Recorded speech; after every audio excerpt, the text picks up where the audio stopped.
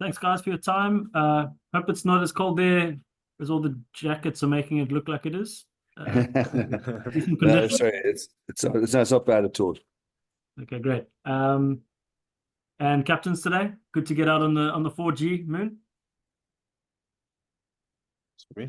Yeah. Yeah, it was good, Mike. I thought we had a very good week. We got some good prep on a similar pitch during the week, so it was really good. Conditions are actually really good, like Dabo said.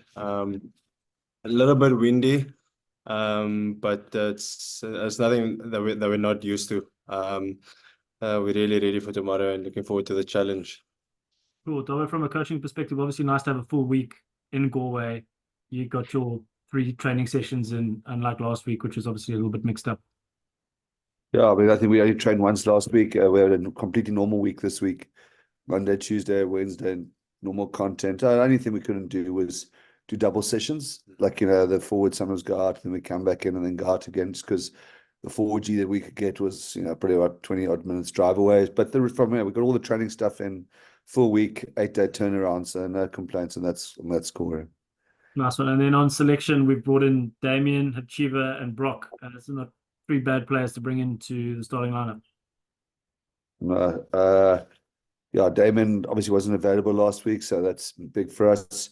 Brock is just a phenomenon. I mean, to be at that age, the way he moved, the way he played last week, the way he's training, he's incredible. So we just felt we wanted on the 4G. It's actually bizarre, eh? You want the movement and you go for the 39-year-old.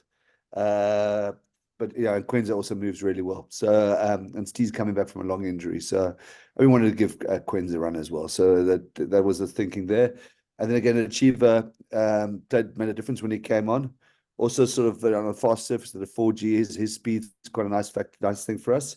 Tough on a guy like Willie is, probably brought in for the sort of more blood and thunder, muddy sort of type games. That's but with Evan's actually keen to develop all over the back row. He's probably the best of the with Dion and Nama both injured. He's probably the best sort of guy over the ball in terms of stealing.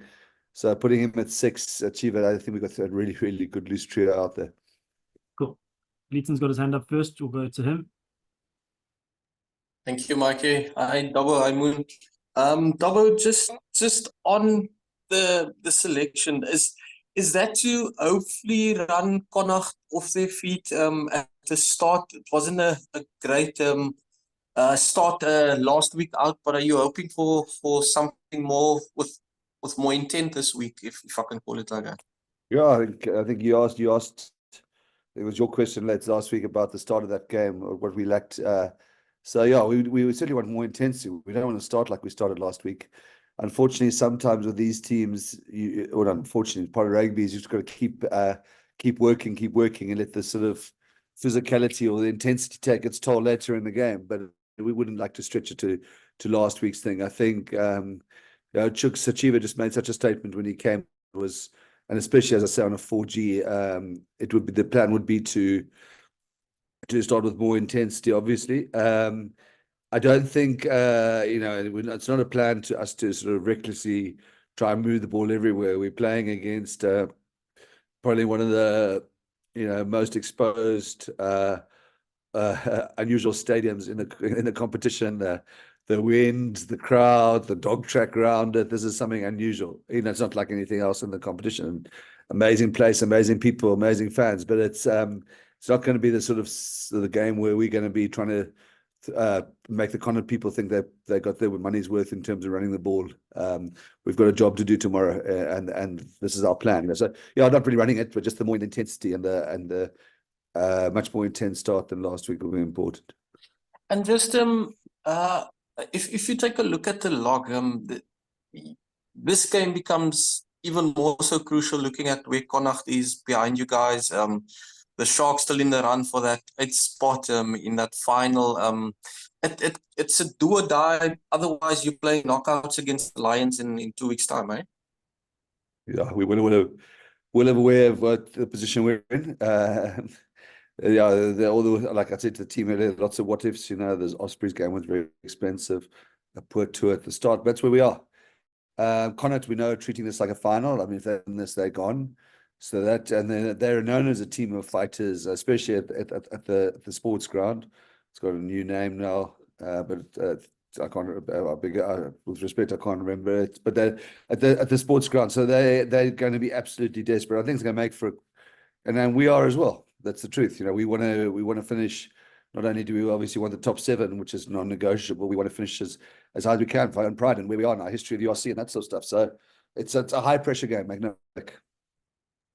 Salmaan, have you guys touched on the fact that if you win, you sort of sure of a place in the knockouts? But also just to stay away from looking only at that and not going through every minute and every play in the match. Yeah, I think during the week we mentioned that we mentioned the possibility of winning this game and how important it is for us and wanting to go back home and play that Lions game with what's the word I'm for, with a bit more certainty, I'd say. So we know really we really know how important this game is, and just to set ourselves up for the playoffs.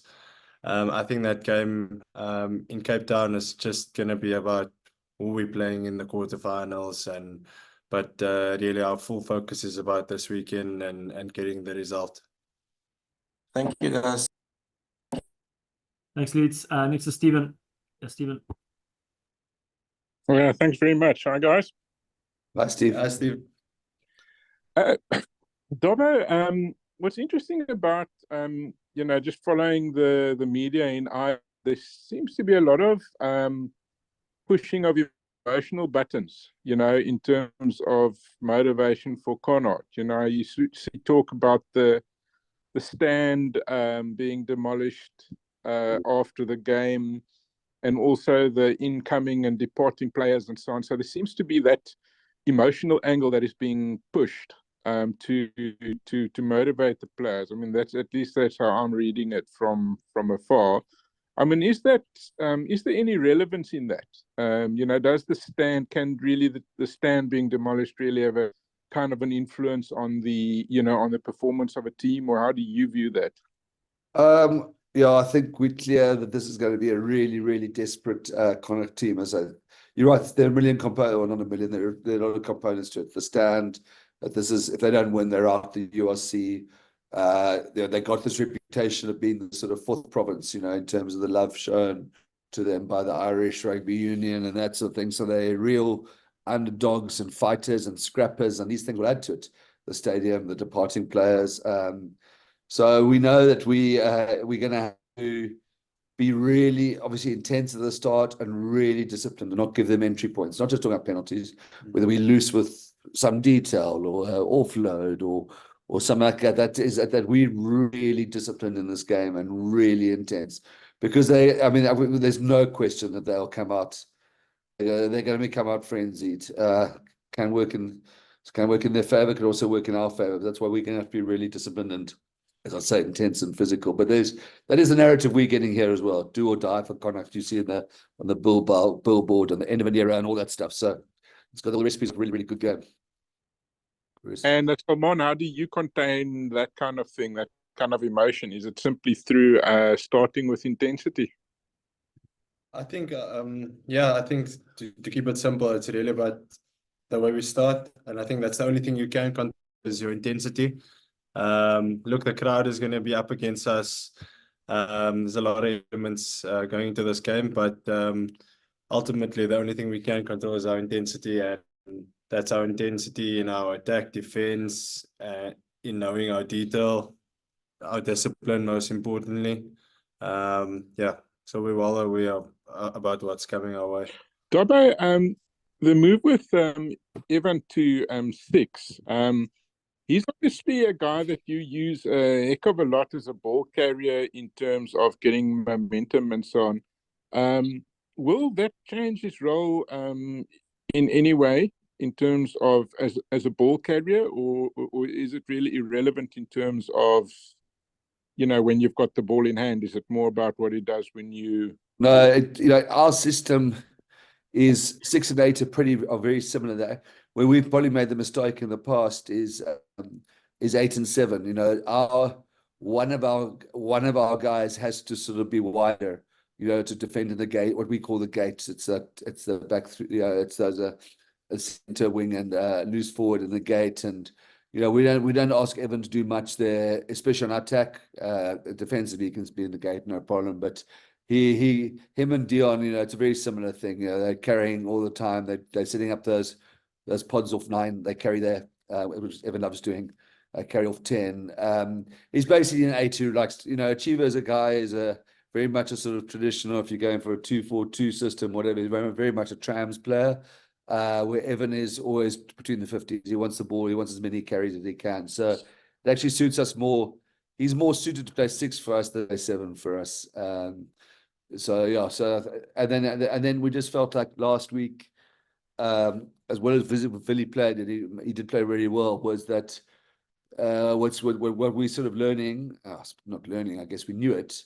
It's not our fault, Naam and Dion are both injured.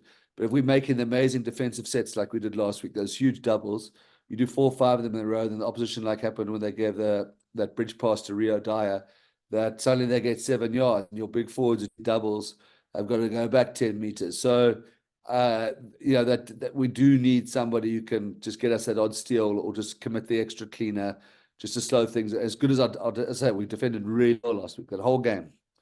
But we weren't putting any pressure on their breakdown. And so having just Evan in that sort of bit of a license to put his head in and have his hands on the ball is quite useful while we haven't got Dion or Nama. Cool, thanks. Good luck, guys.